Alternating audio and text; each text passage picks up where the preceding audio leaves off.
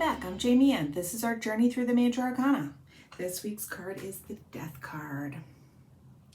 Now, if you're not used to reading tarot, or if you've never had your tarot cards read or haven't had them read a lot, this is the card that usually scares a lot of people because it says death. People feel like something bad is going to happen, but anybody who reads tarot or loves tarot or gets their cards read a lot, they love to see this card come up. This is by far, from the people I've talked to, everybody's favorite card. So do not be afraid of this card if you are new to tarot. And going through all the imagery of the card, there's a lot going on here. So we'll start off. It's card number 13, lucky number 13. But the meaning of this card is change, and that change is coming. So the skeleton riding on top of the horse here, the skeleton represents what is left after death. So something dies and something is left behind. So that's why a lot of times there's a skeleton here. He's riding on a white horse. The white horse represents strength. It represents subconscious drive.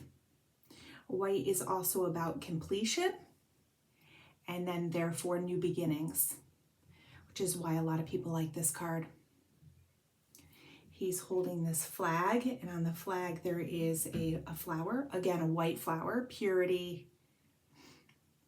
But about the flower, it has seeds, and it will, when the flower dies, the seeds will land in the soil and something new will be born, new life.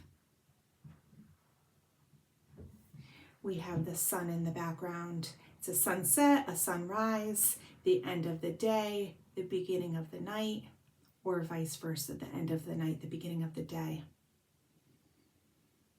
And then we do have a lot of people down here. We have a Pope-looking figure, and then we have some people here, and some people who have passed on to their next life. And these are to represent the phases of life. The children are innocence and new life, and as you age, and then go through the cycle to death. So let's take a look at how some of these cards are represented. We're going to look first at the Wandering Star Tarot by Kat Pierce. And her card comes up like this, very like sugar skull, Day of the Dead looking to me. And on the outside she has words: transformation, new beginning, change, endings, and also begin again.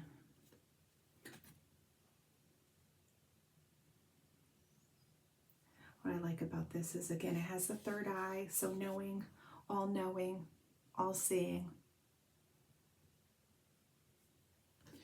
Our next card we're going to look at is the Dark Mansion Tarot by Tarot Tech.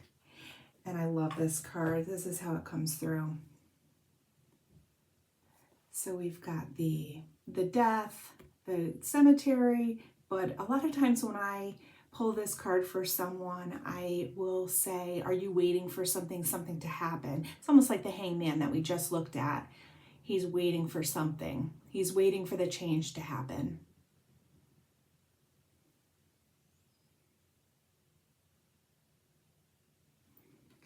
And the next deck we're going to look at is The Curious Creatures by Chrisanne. And here's how this comes up. And he's got his flag. He, of course, has the sigh, which is typical of the Grim Reaper. And he is a vulture, which are symbolic of death, or people think of. He has this butterfly right here, which is, again, transformation, turning into something different, a metamorphosis. We have this red feather down here, which has a lot of symbolism attached to it, including spiritual protection. A lot of times a red feather is seen as a talisman that you would carry around to protect you. It could be like a cardinal feather, which cardinals are often associated with messages from your deceased loved ones. It also symbolizes transformation through an intense experience, and then could also represent like a phoenix and the rising from the ashes. So it has a lot of meaning to it. Chrysanne also has this in the Fool card, where the red leaf is left on as the Fool is jumping off of the cliff, leaving the red leaf. Our next card we're going to look at is also Chrysanne. It's the Light Seer's Tarot. And I also love this Death card. Look how cool that is. So something that's supposed to be very scary, very ominous. But if you look inside his hood, is a brilliant new world. So it makes it not as scary as perhaps the traditional Death card. Gives hope to your sitter in your readings. And the red again, heavy on the life force. Also for me, red is the root chakra, so grounding and clearing to be able to expose that new world. Our last card today is the Mystical Moments by Katrin Wildstein. And this is how this card comes up.